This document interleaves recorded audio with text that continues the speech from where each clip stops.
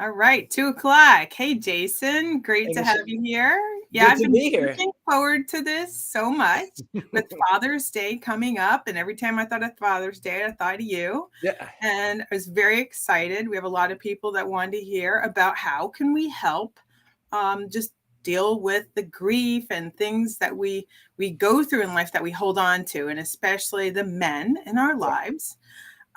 So share with us a little bit how you came to this point of what you do. absolutely. So my name is Jason Wendroff-Rawnicki. I know sometimes that's a bit of a tongue twister to pronounce. But Mine is too. I never thought I would be in the grief space, to be honest with you. Like, my sister Lauren died in a car accident in 1998. And right in the beginning, it was very clear to me that I didn't want to be known as like the guy with the dead sister. Like, it was really like I didn't want to identify. I didn't want to admit that it is part of like my new identity. Or Right. like talk about the stories that we tell. That was a strong one for me, where I was clear that I did not want to be known as that. I'm a yoga instructor. I'm an energy healer. I've studied psychology. And so all of those things, like kind of, I didn't want to be that like grief yoga teacher. Now there are a lot of them. There are a few of them out there, but I didn't want to be that person because I knew I needed to like figure out ways of dealing with my grief. Mm, The issue is that in the beginning, I didn't want to, and I didn't want to acknowledge that part of myself. right. And so when I did, that's when things started to shift and change. I Right. realized that my yoga practice was really instrumental in me coming to terms with my grief, coming to terms with my new identity. And then through meditation and visualization and personal development. And I've been spending the last 25 years, like really kind of crafting what works for me. And then now in the last 2 years, I've decided that I now need to take what I've learned and help others with their grief, because there are other people that were in my situation where they didn't want to acknowledge that part of themselves. And so it's really important, because without that, I was going to go through a lifelong challenge of struggle. And so learning new tools and new strategies to help me with my grief was so important. Right. And there's no one size fits all for grief. So many people think, oh, well, if I do X, Y, and Z, then, I'm going to be better. But it's not about being better. It's just about, Mm, moving forward or, yeah. And especially as a man. And this is why I was so excited, because men don't want to talk about it. yeah. I have two individuals, I don't know if they're here today, but who have lost their wives Hmm. when I was, working with them. And it's something that,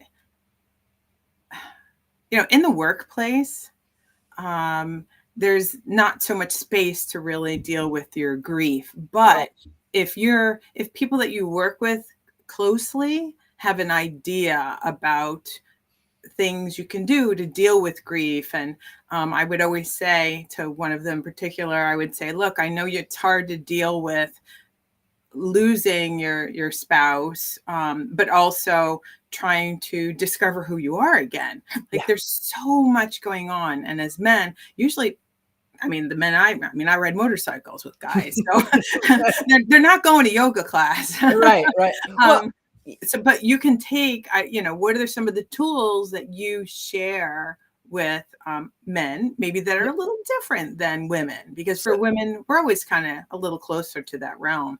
What in particular for men do you help them with? right. So there's a couple of things I definitely want to like kind of address. All Number right, cool. one is I feel that men and women deal with just life in general very, very differently. One of the styles of energy healing I do is called polarity therapy, right? And it's about balancing the poles in our bodies, where one of the poles is the more like masculine, focus driven, you know, and this is just generalizations. Right, that's and why I a ride my framework, motorcycle, right? Jason. Like I pull out all that masculine energy, and I'm like, I'm killing Yeah, it. well, and then there's the female energy, which is that emotional, like, let's talk about it kind of energy, and we all have both within us. And I know for some men, like me in particular, I can be more on the feminine side. I can access my feminine side a little bit more easily, where other men are just straight in their masculine. Right. And that's actually, it's both like a curse Sure. and a strength, because you know, I need to recognize when I get too in my feminine and then kind of get into my masculine a little bit more. And I they're hear right. you. Right. And like for you, it may be the opposite, right? Like you're riding on the Harleys and doing the things and Oh, yeah. and you know, driving forward. But then it's like, all right, how do I get back into Yeah, my then I got to get into the nurturing part, you know. And Yep. sometimes I notice that when we're all talking, like when Yeah. you're in groups of the opposite sex, you know, Yep. like sometimes if I'm with a group of women, I'm Yep. like, okay, Michelle, pull back on your male. Like, can we just get to the point here? Like, no, Michelle, you're with women now. But that's exactly right. That's Or hitting the the men, nail. they're like, no, we're having a bike ride. I don't want to talk about what was going on at home. Right, Like, right. And to be honest, that's also why I'm a somatic grief therapist, right? Because so much of the grief world is focused on, oh, let's talk about what we're thinking and what we're feeling, but you have to add the body into it. And yeah, it's not necessarily, and I'm going to put air quotes around that. It's not necessarily a yoga practice. It could be anything that gets to move the body. There's a lot of clients that I work with that have a lot of anger or, you know, or that rage that lives within them. mhm, And I encourage them to go to a kickboxing class and just like punch stuff totally. and because the physicality of the grief that lives within each and every cell of their body sometimes needs something really forceful to get out of the Totally. cells, right? So it could be in a kickboxing class or martial arts, or you know, something that will not just move the body but focus that aggression, because we can use our emotions in one of two ways, right? We can use them creatively Mm, to really fuel us forward. Anger is an amazing motivating emotion. When you're pissed off, you get stuff done, right? Like, yeah. but it could also be destructive as well. And any of the emotions are like that, where we could start then beating ourselves up and then beating up, like literally beating up other people, right? Like, so Yeah. we have to be able to take that grief, whatever the emotion is, and then Mhm. find the creative outlet for it rather than the destructive outlet for it. Right. Yeah. Yeah. I mean, and it could be technology. Like I know for me, when I help update websites or do, you know, this with you lives, Yeah. and I just look for the creative ways that we can express ourselves and Yeah. learn about different aspects of ourselves, because whether it's business or personal, they intertwine, and it's Oh, important that we just kind of let things flow. So right. Well, and even like we were having a conversation before this, like I think it was last week, right, mhm, about the finances too. We can use our finances in a creative way to help move us forward and achieve our financial goals. But then we can also use the finances in a destructive way to keep us in a state of like panic and fear. And and totally. and that is so closely connected with our grief, like on how we choose to use each and every like component of our lives. It's not just emotions or not just thoughts, but it's, you know, it's you have to look at the whole picture. And when you make a change in one area, something else changes. And so it's all about balancing and counterbalancing, right? Yeah, yeah. And that's like what we're going to talk about at the grief conference. You and I are Yeah. both speaking at the grief conference. And it's not just about death. Like, you know, you shared about your sister. I have a sister and brother that have died as well. Um, and we lose people around us, but it's not just about the death of a loved one. It's also when we lose our identity, when we go through divorce, even our finances change. And sometimes we don't want to go through that divorce because we're like, shit, I'm going to lose this, situation, whatever it is, financial stance that I have. I may have to get a second job, or I may have to actually get a job because I haven't worked in a while. Or I may have to lower my, standard of living, but it's not even a standard of living. Sometimes it's just, okay, I can't go to the country club. It's like, okay, like, if your friends are going to hang out with you inside the country club or outside the country club. And that's, you're just making, I think I've always been very big on, working with what you have. And I think that's the real place where we can allow ourselves as adults. Right? It's not about how much we're married to makes. It's really about what we do, what we bring to the table, and living within our own personal means. And so there's a creativity, there's a vulnerability, there's pull up your boots, by your straps, by just really looking at what you can do, and not holding into your body, not holding that frustration, that grief of your past, where you were last year or last month. And so when we look at trying to shake off some of those changes in life and move through them, what are some of the practices that are helpful? Well, so that idea of being present in the moment, right? Like accepting what we have, finding the gratitude that we have right here and now. And that's where that's where like all of a sudden my yoga ears come out, right? Like it's about focusing, like you can focus on your breath, right? That is one of the biggest ways that you can get present in the moment, is just by taking like a couple of deep breaths in, like taking a hand on the belly, a hand on the chest. And if you want, you could totally do it right now as you're listening to this, right? Just fill up your belly, fill up your lungs, fill up your chest.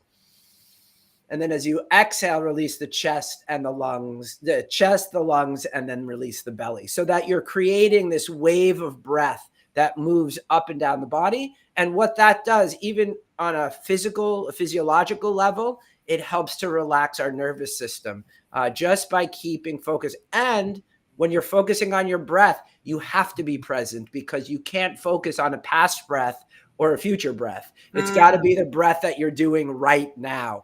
And so for me,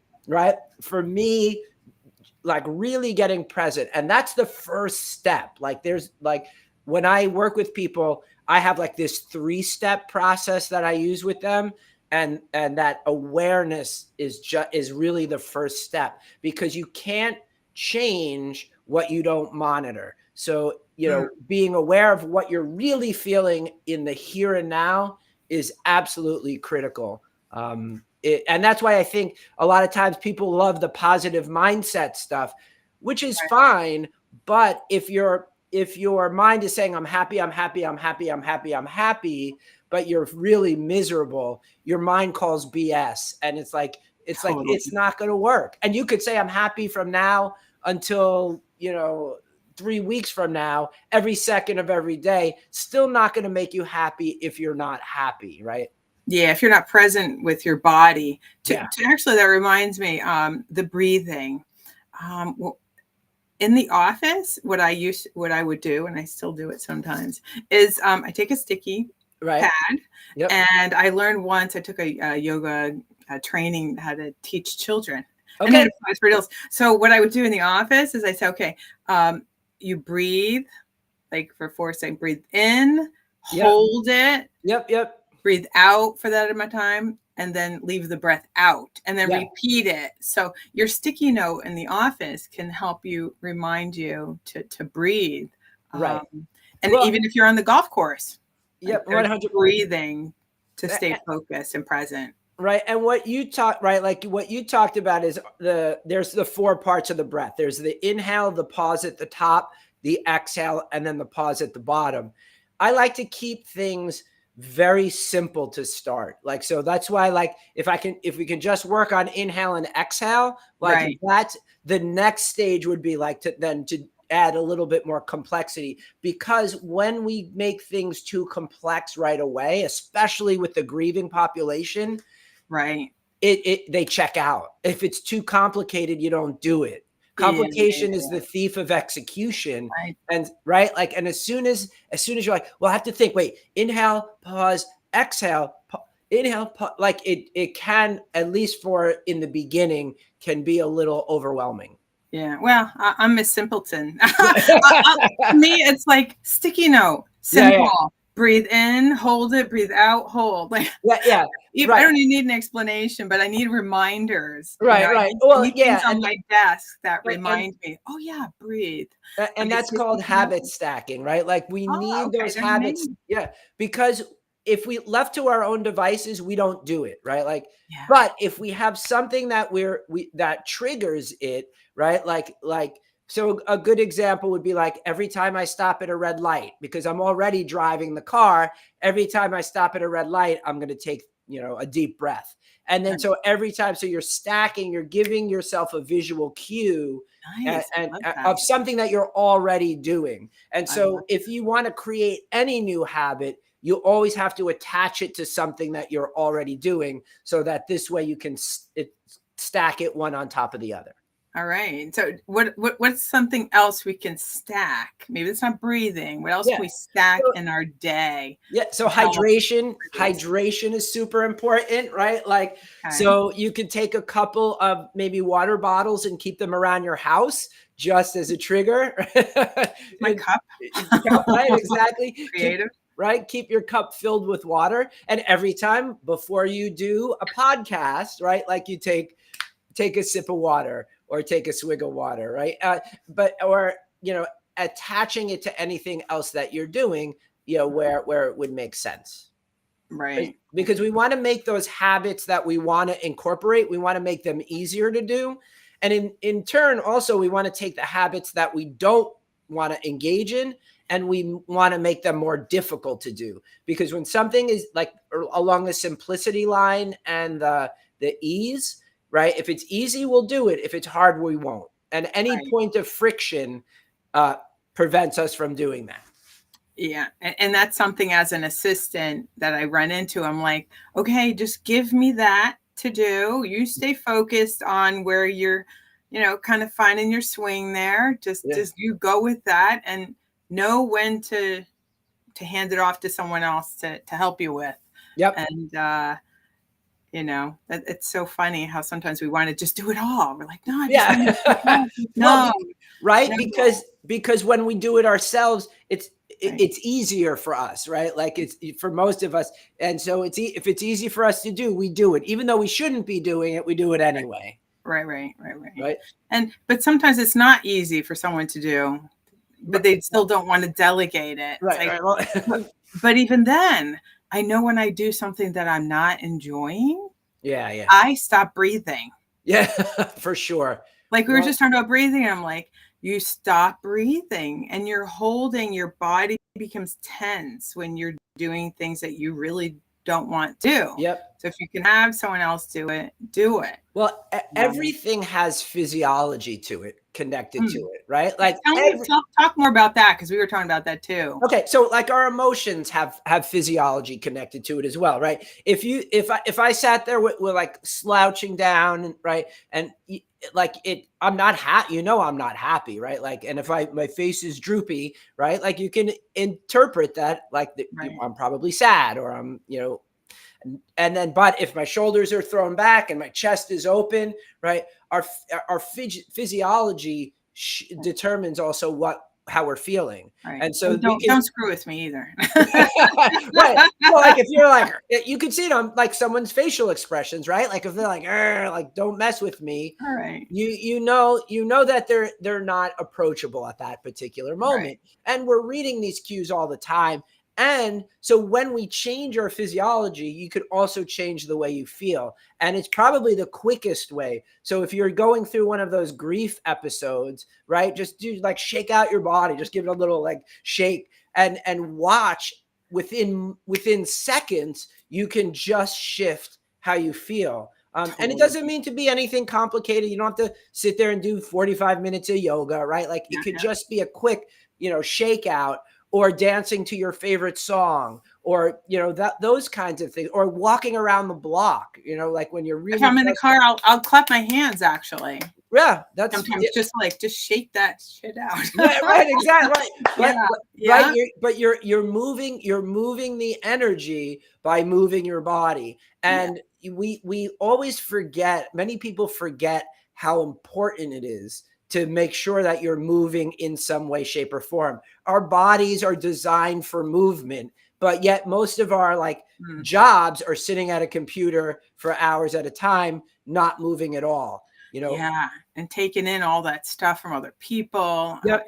it's a lot, and that's why going back to Father's Day, I think it's important that people realize how much, just how important it is for men. Okay, yes, for women, Yeah. but for men to get out and do those playful things. Like Right. I'm telling you, that's why I ride motorcycles. I do it with guys typically. Yeah. Yeah.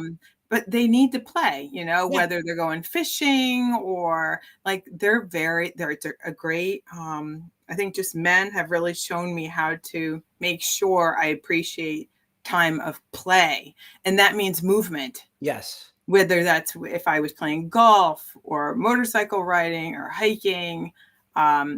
It's all about the movement and it's just so good. Yep. Well, So yeah, and as I said, like it doesn't have to be anything formal. Like, just to go out and have some fun and move your body, go take a walk. Like I always say, the best thing that you could do for yourself is buy a good pair of walking shoes. And you don't need to worry about a gym, or I mean, I love, I have my own home gym, but like you don't really have to worry about that when you're just starting out. Just get a good pair of sneakers, and then 30 minutes a couple times a week, go for a walk and like get your heart rate going, get your blood flowing, get everything moving. And that, so that you keep your body, if you keep your body healthy, and they're showing that if you change your lifestyle, it affects every organ in your body, including your brain. So if you're not starting from the body up, you're starting with a depleted brain. It's not getting the right nutrients. It needs omegas. It needs all of those fatty acids, to really be able to function well. And so if your brain's not functioning well, nothing else is really, you're going to be they call grief brain. It's because your brain is all over the place. There's no focus. So I really encourage, anyone that's challenged with grief, first start with like getting some of your health habits kind of dialed in, because that can have a huge effect on your emotions and on the way you think about life in general. yeah, I mean, not only, like I said, if someone passes away, that your loved one, but it could be a job change and you're just like feeling like shit, Yeah. I mean, I go through, and May is my month for, which I have another like couple days left, but I do twice a year a cleanse. Yeah, cool. So, I drink my shakes, no alcohol, so no Friday night martini, no coffee in the morning. And I see Terry here. Yeah. Terry here has joined us. He walks 4 times a week and he feels much better. Yeah. And it helps a lot of stress. So it's important, but the cleansing is really important. I do it twice a year for 28 days. And I know that you, Jason, and your wife, you work with cleansing too, right? Or she does. Yeah. Tell us about that. Sure. We do a juice cleanse. I've found, and I've done many different kinds of cleanses in the past. I tend to like the juice cleanse, and what it is fresh juices for breakfast, lunch, and dinner. No food, no solid food. Right. We have some potassium broth that we make as a supplement, but no solid foods. So that this way it really gives your digestive system a chance to rest. Exactly. Because what happens is that we eat so many processed fats and rancid fats. Like I just heard something about French fries.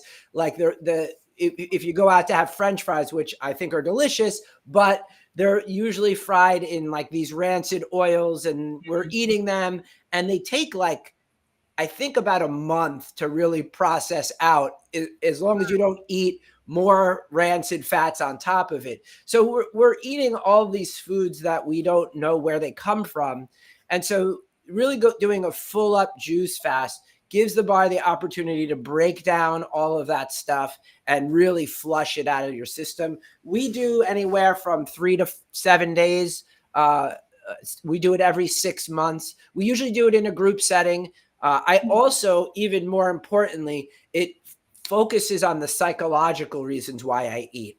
You know, when you don't have any solid foods and you're like, oh, I'm going to the refrigerator. You're like, well, I'm not eating right now. Why do I find myself at the refrigerator? So, yeah, Terry, the juice the juiced cleanse lasts anywhere from 3 to 5 days. Usually most people do 3-4 days when they start out, but then I've done as long as 7, because by day 5 I felt amazing. But you know, that I know that was a little extreme for myself. And then after 7, I included it back in. So Right. yeah, and so we do it every 6 months. We're back to that. We didn't, for like the pandemic, we didn't do it that often. And then we're like, well, why did we stop this? Because so we're back in I think in January, I think was when we kind of kicked back in again. So Okay. Yeah. I mean, you know, there's different ways. But basically it's like you're saying, like mine is 28 days twice a year. yeah.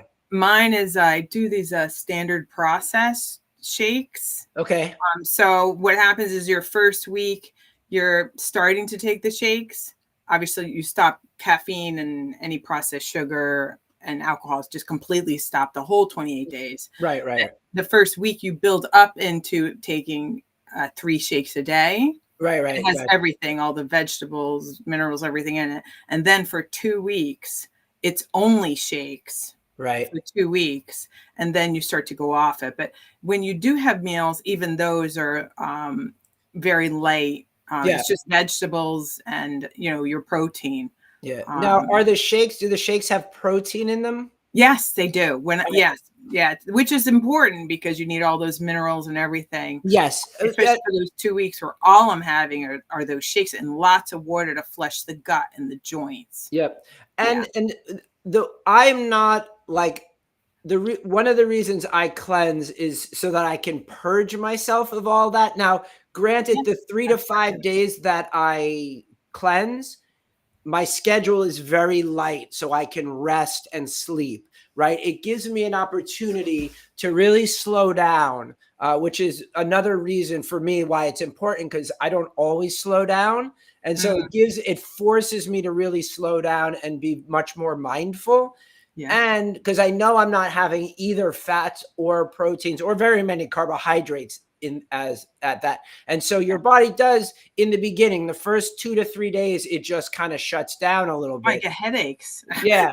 3 days ago, that 1 cup of coffee in the morning. Yep. I'm like, I have a headache. But what the juice does, and I'm going to answer Terry's question about, you can always have a juice. It could be either vegetable or fruit juice, because it's really packed with the micronutrients that we need, that we don't always get through our diets. Because as agriculture, and I don't want to go down a rabbit hole because I could, as agriculture and the commercial practices, our food sources, even though we're like, oh, look at these beautiful vegetables, they don't have as much nutrients as they used to 50 years ago. A carrot used to have, like a carrot now, I think I forget what the percentage is, but it has like 50 or 60% less of the nutrients than the carrot had like 50 years ago.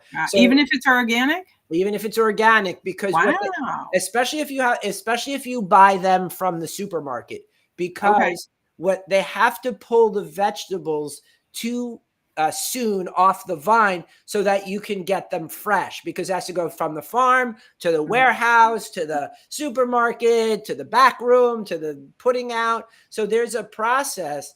I joined a co-op so that I try to get all of my vegetables from local farms because they're able to grow them on the vines longer. Yeah, and right, and they're able to grow them on the vines longer, and thus have a little bit more nutrients in them. And yes, Terry, the soil is deficient of those nutrients. And that's also another thing because of modern day farming practices. So, and Terry asked about the sugars and the sugars. juice. All right. So when you're, depending on the fruits that you're using, so we always do a combination of fruits and vegetables so that this way it kind of balances it out. There are fruits that are better, like apples and pears, because they also have a bit of fiber in them. And so it kind of counterbalances the sugars in them. So keep the skin. Well, I'm sorry? So keep the skin. You juice it with the skin, right? Like, so at least it, right. And so some of them, and you want to make sure that you're mixing fruits and vegetables so that this way you're not having such high sugar content. Things. And things like lemons and grapefruits, they're they're subacidic fruits, so, and they don't have much sugar in them. Okay. Now, do you add protein to these? For those 3 to 5 days, there's no proteins and no fats, so that it does give the body the opportunity to break them down from the inside. Right. Yeah. Right. I mean, it's just so good for your joints and your gut health. Whether you do it either way, we're doing it. Yeah. That we're talking about it. And inflammation just disappears. Me too. Like I would have certain things that would ache me and then it would be gone. At the end of the cleanse, I'd be like, oh my God, this feels so good. I'm a little groggy in the morning, but for no coffee, but my energy is just level the whole day when I'm on my cleanse. And I do like coffee, and there are some health benefits to coffee. The problem is that when you add the sugar and the dairy to it, then there's a lot of great coffee recipes that are actually supposed to be really helpful for some health stuff. But I try to I try to keep my coffee intake very down on a regular basis. So I always say kind of everything anything in moderation. That's how I do it. Moderation. So when I stop and I do that almost month-long cleanse, my body's not going into major shock, right? And that's how I pretty much keep my weight level, right? I don't have any big fluxes in weight just because. I can. So share us about, you said you had a history of weight, right? Oh yes, for sure. Tell us about that. Let's talk about stories that get transferred from our parents, right? Okay. The story that always was told to me was, oh, you're a Wendroff, you're always going to be fat, right? Like that's the story that came down from my parents. And in college, that for me, that was absolutely true. I was probably, let me just think, probably about 50 or 60 pounds heavier than I am now when I graduated college. And then slowly I realized that I needed, mainly because when Lauren passed, my sister passed, I said, shoot, if I don't start to change my diet, I'm going to go down the path that so many other people are going down, getting sick, having aches and pains and physical ailments. And I said, something's not right.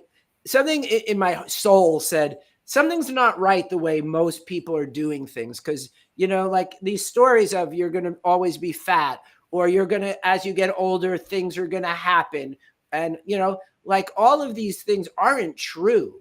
And I stopped. I changed the story on that. Nice. It took me a while. Don't get me wrong. It wasn't like hey, I'm eating pizza and drinking beer for, and then all of a sudden I'm all into organic, fruits and vegetables and that.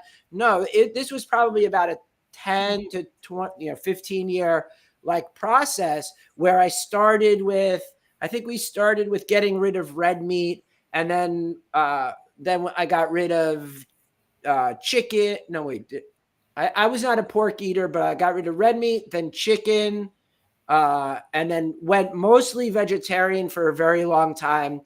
Started incorporating fish back into my diet a little bit more recently, but because I'm doing it for health reasons. And so what I wound up doing is like learning new habits, like, and, changing the way I ate.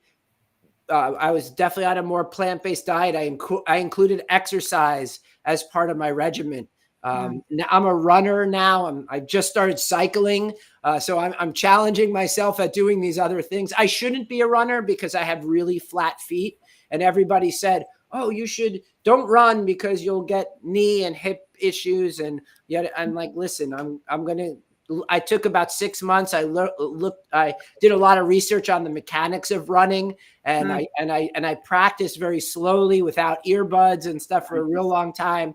Until I got my rhythm down. Nice. And now I run probably about, well, now that I'm cycling, it's a little less. I run like 2 to 3 days a week, and then I usually cycle 2 days a week and take 2 days off. So that's sort of been my thing. Nice but mix. But changing that story of I don't have to live the life of the story that people are telling me. And so now at 52, like I'm in the best shape I'm stronger now than I ever was. I'm faster now than I ever was. My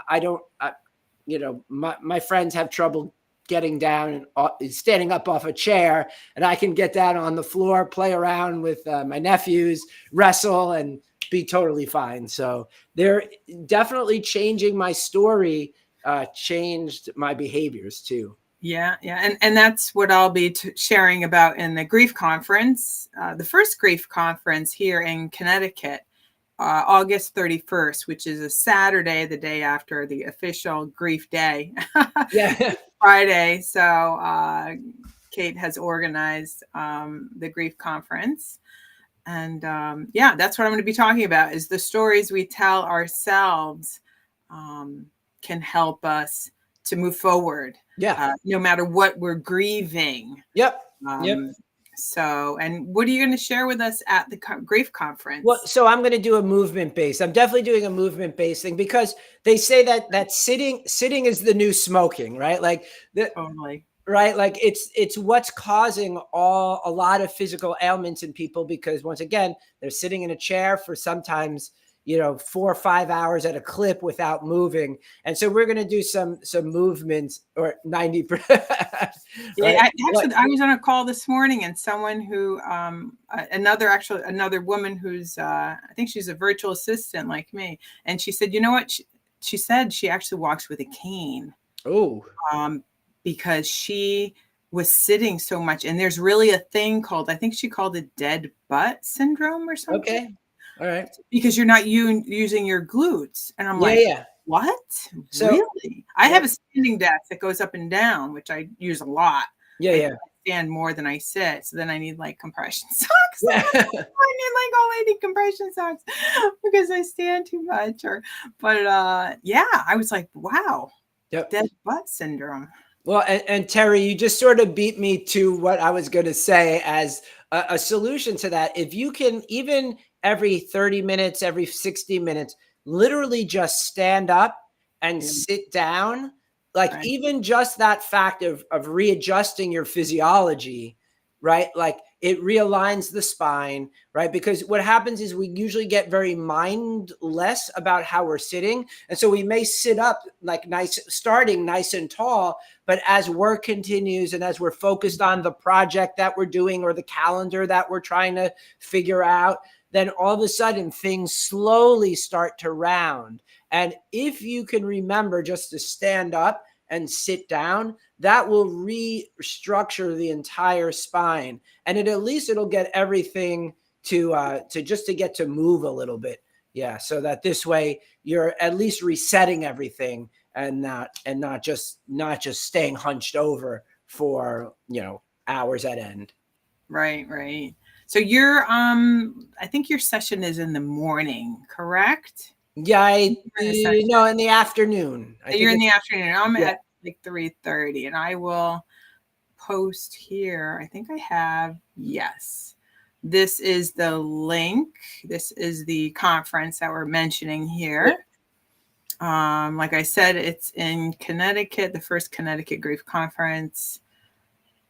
And it's at what's the name of The Mark Twain House. the Mark Twain House. I've never been, so Yeah, I'm neither looking have I. forward to it. It's supposed to be a beautiful venue. Yep. They have weddings there and things, but it's going to be a great full day Yeah. of speakers and activities. So Yeah. Yeah. Actually, you know what? I'm gonna show a movement because I know Terry's been talking of like because he sits a lot, you sit a lot, and I said let's. So if even this one movement can help, if you take your fingers, interlace them behind the head, bring your elbows wide, and then look up at the ceiling. Right? And then just hold that for a few moments. And this helps to unlock the upper back. Yeah. Oh, okay. Right. And you can just take about mine just cracked. I'm sorry? Mine just cracked when I did that. Right? In the upper back or in the neck? Upper back. Right. That's exactly where, right. That's what it's designed for, right? So I'll do it when I ride the motorcycle. Sometimes like, dude, put your hands up. Right. And just doing that and just holding it for maybe like, I don't know, 20 or 30 seconds, just enough, because that's it. You want it to release in the upper back because of that rounding that usually happens that's becoming so prevalent in our culture in general. It is. Right. Yeah. And then once you do that, you're also changing your physiology and you'll change the way you feel. You'll change the way you'll be more productive, you know? I think you're just taking deeper breaths. Like it really makes a difference. Just opening your shoulders like that. Well, right. It opens up the rib cage. There's those intercostal muscles in the ribs, right, that help to move the rib cage up and down. And if they're more open, then your rib cage can move more freely. And once that happens, you know, then it really just opens everything up.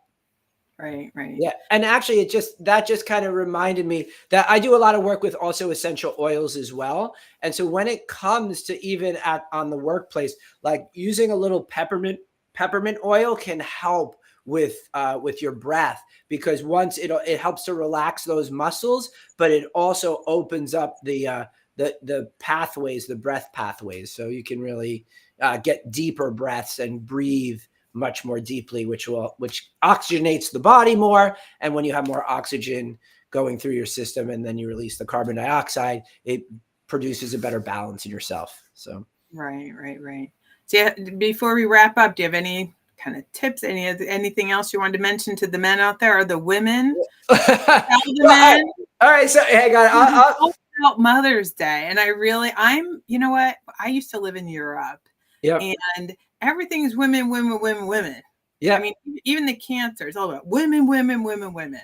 Okay. Right. But for the men, I'm like, we should be talking more about their care and, you know, just giving them what they need. Yeah. Well, I guess that would be my tip to women, right? Like the men need to do something a little different than you do, right? Like, and as much as you want them to talk, that may not be the right thing for your guy, right? Like for your man. Wow, say that again.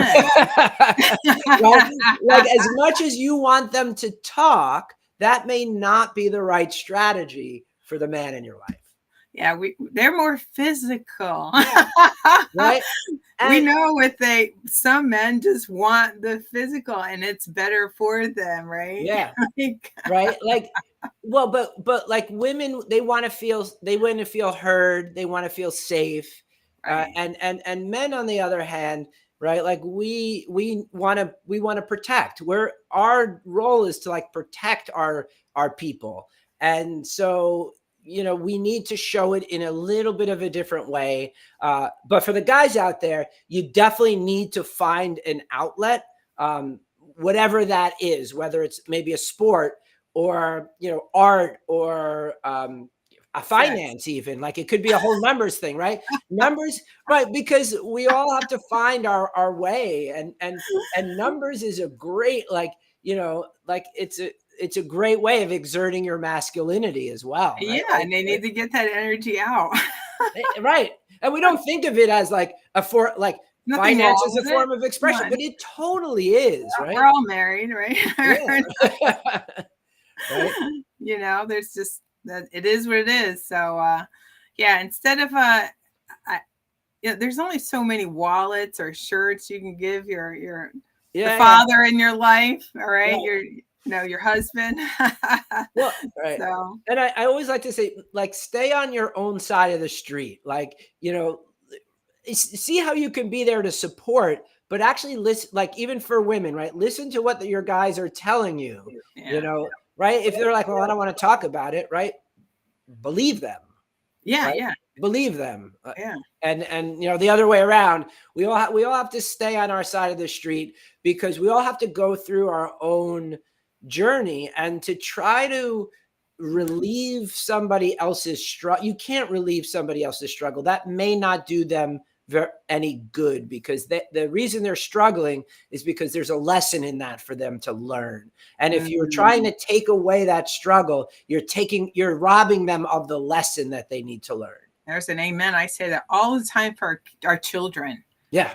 I said, my children, I will let them suffer. Yeah. I mean, like, I let them be uncomfortable. Yeah. Because they will not learn. I will not do everything with them. I would not like travel and take them everywhere, because I'm like, no, they have to have something they work for, a struggle to get through something, so they can have that icing on the cake themselves and do that themselves. Well, and like for me, the grief is definitely like, that was a struggle that I had to go through. But now all of the gifts that I've received from my grief they've been unbelievable. Like, I wouldn't be sitting here talking with you today, you know, if my sister hadn't passed, because I wouldn't have had the courage to like step out and do something different, and just, you know, take the risk and take the chance of doing something that's kind of like against the grain.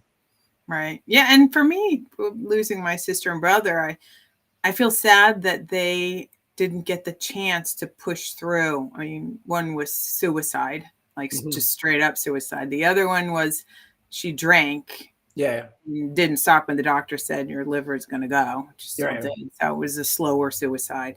Yep. But it's just, for me, I look at, like, you know what, you missed. I'm sorry that they missed that opportunity to go through the ebbs and flows of life. But I'm grateful. It makes me that much more grateful to say, you know what, they didn't get to do it. So I'm not that I want to do it for them, but it makes me appreciate that, even though sometimes my day, you know, whatever, I just feel like life's just, it's not what I want it to be, or I'm not able to do what I want. Yeah. I still am able to be grateful. Mm-hmm. And I think that's what kind of keeps us level, is the gratitude. 100%. And I'm going to get a little woo woo for a second, but I also think, like, my sister and your brother and sister, they knew what they were like coming into this life. They knew, like, I think we all have that understanding that was their lesson, that was their path. You know, my sister died at 24, and for some reason, I think that she knew she was going to have a short life, even if it was like before she came to this reality. And so I think we all come into it with our lessons that we need to learn. For her, it was the short life. For me, it was learning to live without her in mind. And so, right. And so it is like, I try to celebrate her life and not just focus on the death part of it, right? Like, that's really where so many people just focus on the one moment that they died, and that consumes them. But like, how did she live, and what kind of person was she, and what memories? The more I talk about her, the more memories that come up. So I'm so grateful for that. Yeah, and that's where I think that's where the the grief is important for us to remember. It never goes away. Yeah. Someone who I had come speak here actually on LinkedIn Live, Jenna, she had a beautiful thing she said about grief. She said, grief is like a ball and life is kind of like the box that it's in. The ball doesn't change. The grief doesn't change. It's just the box. Life adapts, life changes. But you always have that. And I think of the ball as, that grief is, sometimes people cry because they remember and they feel that grief, and that's okay to cry. That means that you're remembering the love for that person. And one of the things someone had once taught me when I was a Stephen minister, I don't know if you would know what that is, but that you're trained as a layperson to be there for others and to listen as they process their grief. So whether that's grief of, again, is it death of someone, loss of life, loss of identity, or divorce, there's different things I would sit with people. And someone once taught me, have a box of tissues in the area where you're meeting, but do not offer them if someone's crying. Mm-hmm. They're adults. They see the box of tissues. All right. You don't need to stop them in their grief. Right. Be present, be a safe person, and just listen. Yep. And that's it. Like, it was just one of the best things I've heard. Don't stop someone from feeling their emotion and their love for that person, or that whatever that was that they missed or grieved. Yeah, no, 100. And I feel people, there's so many reasons why people cry, right? Like you can cry out of sadness, you can cry out of love, you can cry for so many reasons, and people think it's a bad thing. And I'm like, no, we're alive. We're human, man. Yeah, like, correct. Yeah. And there's something, even in the pain, there's I find that there's sometimes a beauty in the pain. Totally. And that, that's like when I ride a motorcycle, like, to me, those two things are put together. Yeah. Like heightened life and heightened death. Like they are together, and it's, you're grateful to be here. 100%. So, and kind of go through it.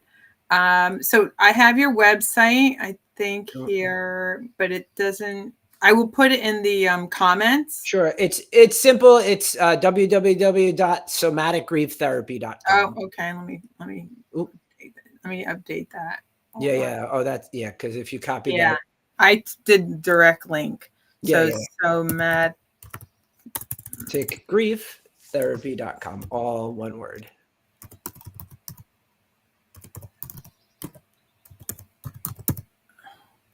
Let's see if Michelle's somatic. I probably screwed up the spelling, but no, looks good. Somatic. Okay, cool. Yep. Yeah, that's good. Yep. Yeah. All right. If I wasn't a virtual, if I can't fix that on the spot, then I know that's it. That's all good. Yeah, and I'm really looking forward to the conference, in August, because really some changes need to be made on corporate levels for, giving people more space for grief. Yeah. We have some really great speakers. So I know Lindsay's there. Lindsay, tell me about Lindsay's going to be speaking. I just actually met with her over the weekend, had a nice walk with her. Oh, you met her? You met her in person. Yeah. That's awesome. Yeah. So she'll be there. But we have the lineup on the website when people sign up. Yep. And what else did I want to share? Oh, I have a new website too. I'll put it up here. My virtual assistant business. And also, like you and I were talking about finances too. Yeah. I went through my death doula training. So sometimes I'll work with people on dealing with estates and things. So yeah, it's really important to make sure you have all of your finances in order now before it gets too late, and then your family members are going to have to deal with it later. Yeah. That's a whole different conversation. Yeah, I know you hear a lot about that too. So that's why I said, let me put it up here for people that are looking for some help to get through that stuff. So All right. Awesome. Cool. Well, Thank you thank you so much for being here. Yeah, this was a lot of fun. This was Yeah, awesome. it was. All right. So hopefully we see everyone at the grief conference. Yep. Otherwise, we'll see you. I'll probably be back here in a couple more weeks.